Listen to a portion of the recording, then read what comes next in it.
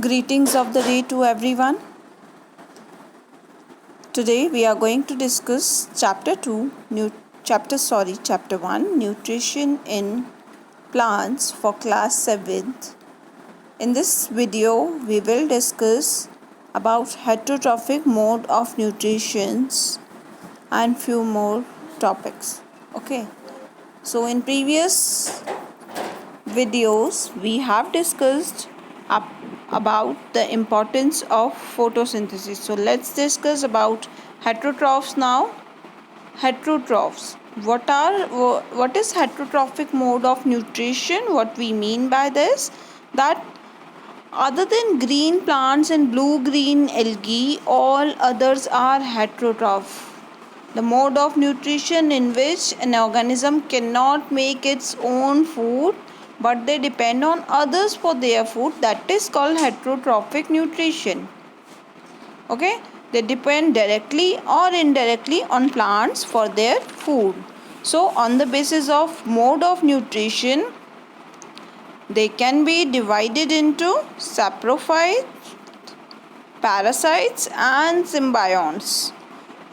Okay, again I repeat, on the basis of mode of nutrition, they can be divided into saprophytes, parasites and symbionts.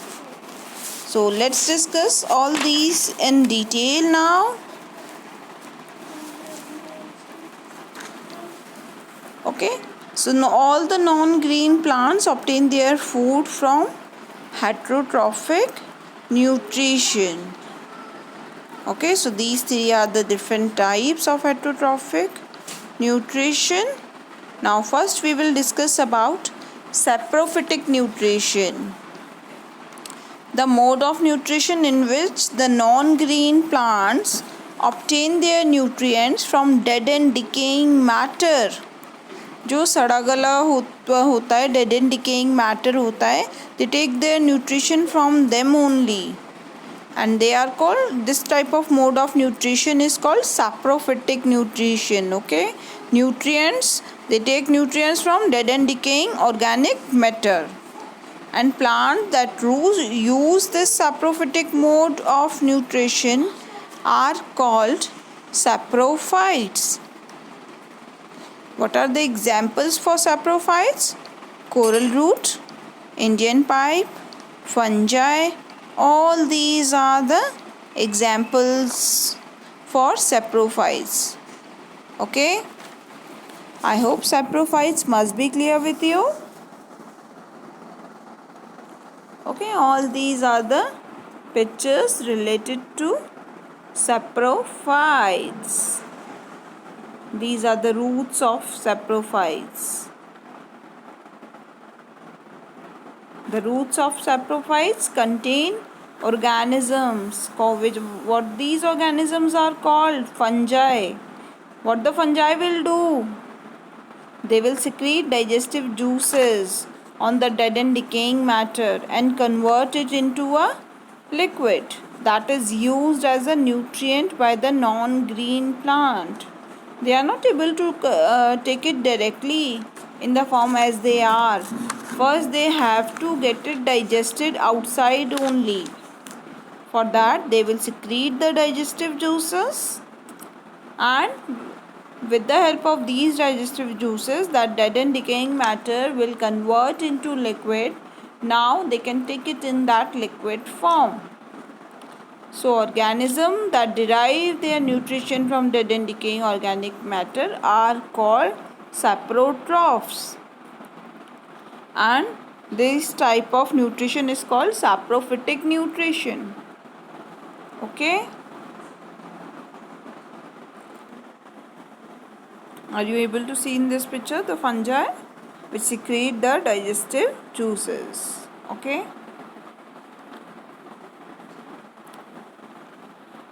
have you seen the fluffy green patches on the bread?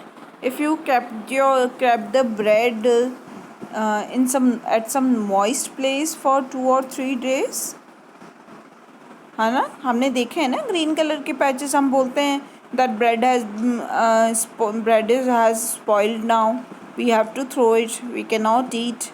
Why we cannot eat? Because उस पर fungi develop हो गया है, right? So the fluffy green patches on bread is a fungus which is called bread mold. What it is called? Bread mold. Okay, and bread mold obtain its nutrition from decaying bread. Okay, umbrella like structures growing on rotting wood are mushrooms. जो सड़ी हुई लकड़ी होती है उसके ऊपर जो umbrella जैसे स्ट्रक्चर्स ग्रो करते हैं वो मशरूम्स होते हैं.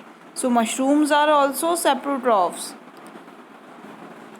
Fungi need moist and warm weather as I have told you कि ब्रेड को आपको किसी मॉइस्ट प्लेस पर रखना होगा and then you will be able to see this fungi growing on it. Okay, so they need warm and moist conditions.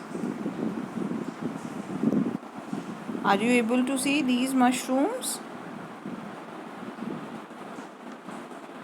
किस पर grow कर रहे हैं? The decaying wood. Okay, they have grown on the decaying wood. So all the varieties of mushrooms are not eatable because they are saprophytes and they grow on only dead and decaying matter. All right. Now come to the parasitic nutrition. This we talked about saprophytic nutrition. Now come to the parasitic nutrition. Parasites means which take their nutrients from the body of host and live inside or on their body.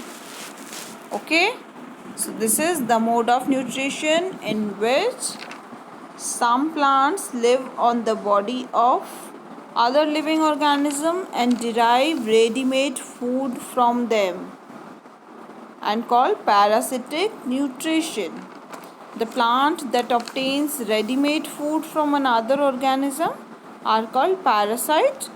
और जिस organism के ऊपर वो depend रहते हैं, the organism on which the parasite lives and take its food is called a host. What they are being called? Host. Okay, who is the host? From organism from which the nutrition is being taken. All right. So the mode of nutrition in which they depend on others and how they digest the food. Are they having digestive system? No, they take the digested food from their hosts. Are you able to see in this picture also? This is also an example of parasites. So parasites are of mainly two types. Okay, and what are the example of this? I have showed you the example. Okay, the picture of fungi growing on moist bread. That is the saprophyte or parasite. That is the parasite or saprophyte.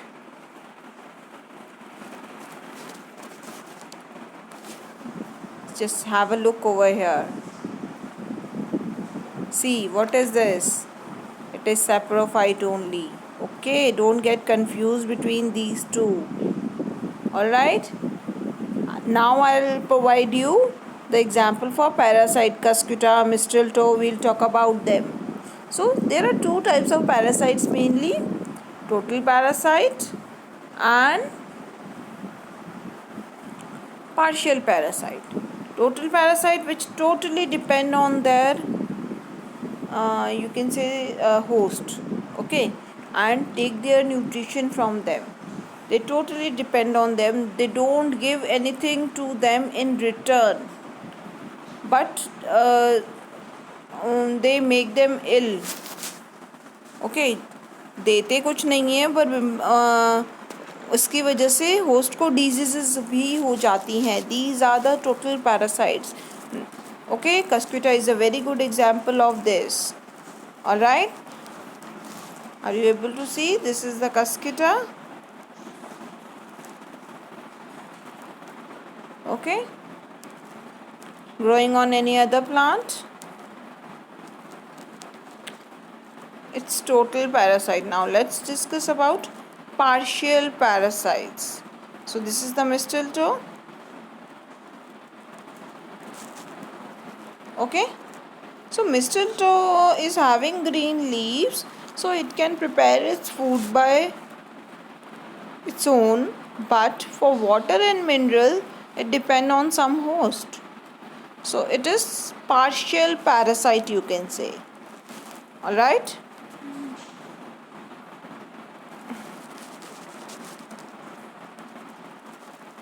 Mistletoe is an example of partial parasite. Now the question is how the parasite absorb food from their host. How they are able to do this? Now let's discuss that. What special structures they are having with them for this? Parasites are having a special structure which are known as hostoria. And what they used to do? They pierce the host plant body with these and absorb the ready-made food. Are you able to see these hostoria? Okay. ये hostoria को pierce कर देते हैं host की body में and उनसे nutrition readymade food. Okay, they don't have to do anything, neither they have to digest that. They just take the ready made digested food and get their nutrition. Alright, and what this special structure is known as hostoria. Now come to the symbiosis. Alright, what others two which we have discussed? We have discussed parasites and saprophytes. Now let's discuss about symbiosis. Symbiosis, what this word means, that association. जब दो organism आपस में association में रहते हैं. Okay, that means both benefit each other. Okay, both benefit each other. That this type of association is called symbiosis. When two organisms living together and mutually benefit each other, they are being known as symbionts. Okay, so rhizobium is the very good example. It lives in the root nodules of leguminous plants and provide them nitrogen in the soluble form, because plants are not able to take nitrogen in the form as it is present in the atmosphere. First it has to be converted into complex form, and then only it will be able to take that. So what this rhizobium bacteria will do, nitrogen atmosphere की nitrogen को complex form में nitrate nitrites में convert करेगा, and the leguminous plants provide food and shelter to the bacteria. Okay, so we can say that rhizobium is a very good example for the symbiosis relationship. So another example, lichens, algae and fungi. Okay, lichens are composed of two different organisms, algae and fungi. Algae, as we know, has chlorophyll. It's of green color and it can make its food by its own, and they share the food with the fungi. And what the fungi will give them in return? Fungi will provide water, mineral and protection to the algae. Okay, so both of these live in mutual relationship. This is known as symbiosis, and these are called symbionts. Okay, I hope this must be clear to you now. Alright, the association between two different types of organism where they live and work together for mutual benefit. Okay, I have showed you already where the rhizobium bacteria lives, in the roots of the leguminous plants.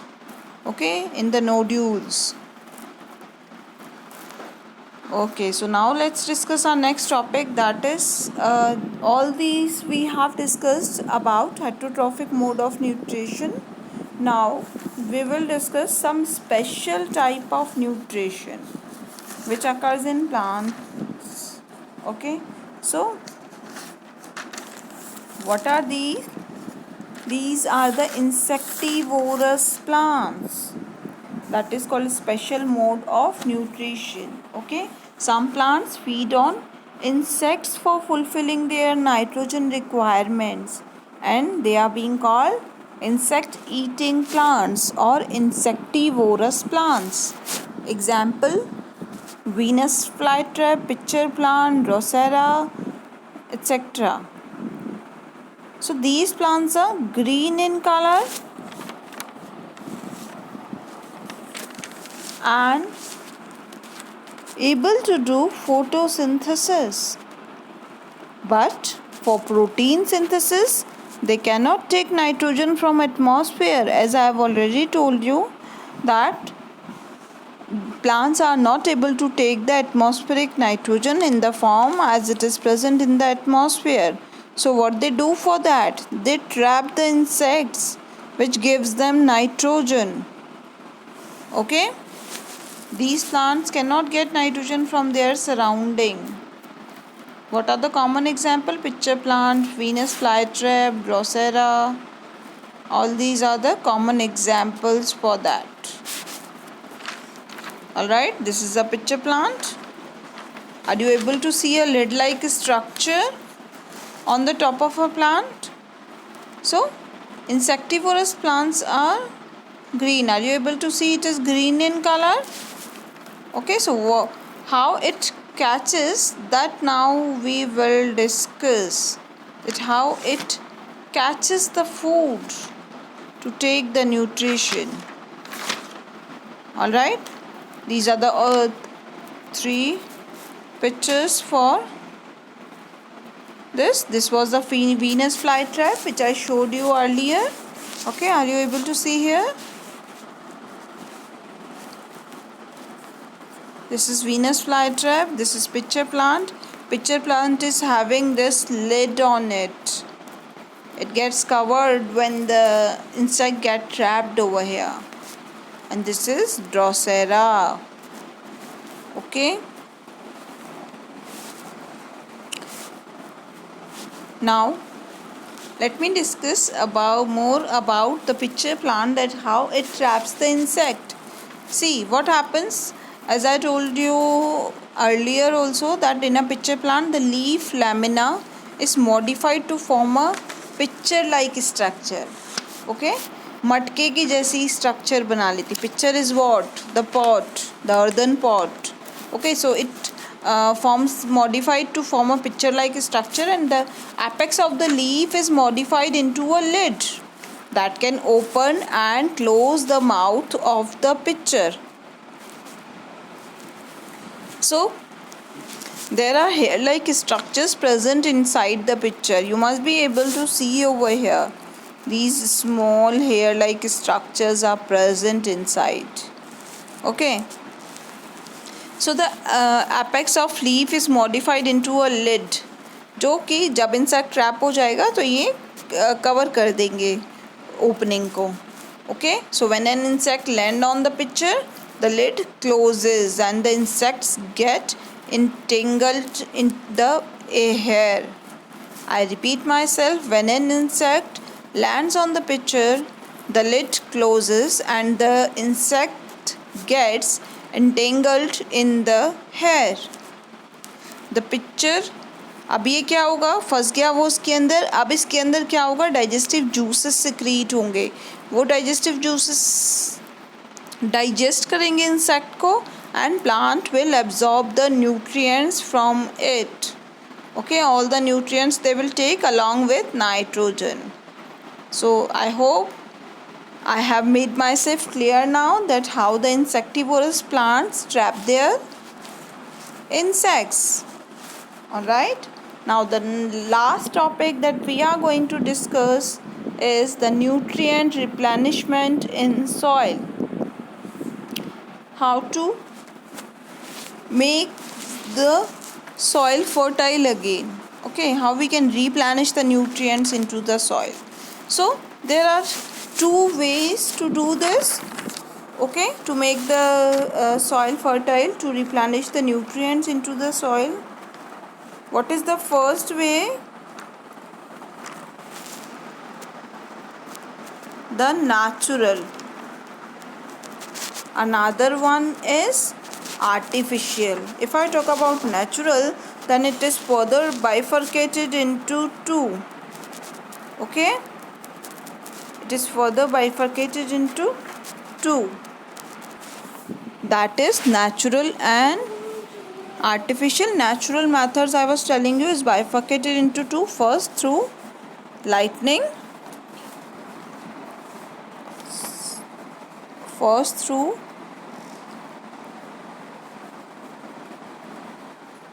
lightning and second through bacteria.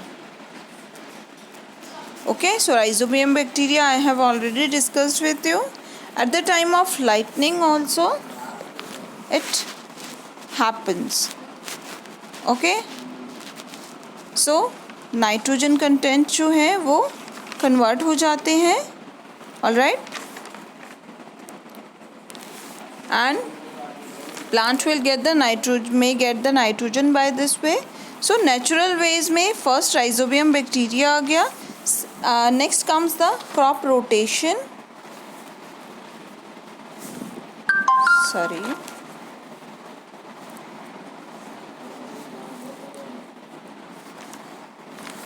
Crop rotation. What I mean by crop rotation, that we should keep on rotating the crop one by one. Okay, that means if once I have grown the wheat or rice or something like that, any grain I have grown, the next time I may go with the leguminous crops, ताकि जो nitrogen वगैरह हैं वो सारे replenish हो जाए. Okay, so what are the nutrients which are mainly required? NPK, nitrogen, phosphorus and potassium. Nitrogens are required for the green growth, phosphorus for flower, fruit and root growth, and potassium are required for overall health and growth. Okay, so manure and fertilizer. See, a natural way I was discussing you first, and then we will discuss the artificial way also. What was the first natural way? By bacteria. Second, we discussed about crop rotation. Okay, we can rotate the crops. एक बार once we have grown the grains, next time we can go with the leguminous crops. And third, leave the field fallow. What I mean by leave the field fallow, that means we don't have to grow anything on the field. If once we have grown the crop for 4 to 6 months, we just have to leave that field fallow. हमें खाली छोड़ देना है. But do you really think that this method is good for our country? Because as we all know that India is a vast country with a vast population. So if we leave the fields fallow like this for 4 months, 6 months, then from where we'll get the grains? Okay, so this option is not too good.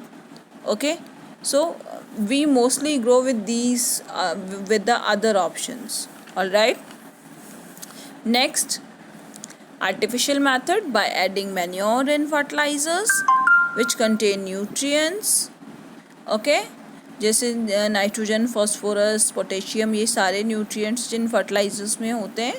What are fertilisers? Fertilisers are the chemicals which are made in factories.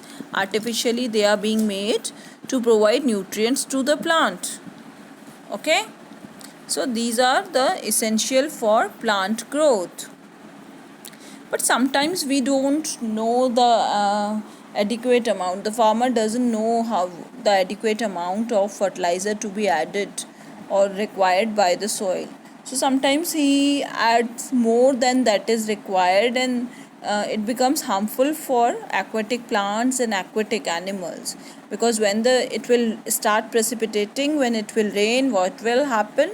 The extra fertilizer will run off along with that runoff water and goes into the water bodies, and there it may harm the aquatic plants and animals and may cause eutrophication. Eutrophication means loss of oxygen in water. Okay. So I hope all the topics of this chapter must be clear with you all. This chapter is finished now. Now in next video we will start our new chapter, that is nutrition in animals. Till then, stay home, stay safe. Thank you.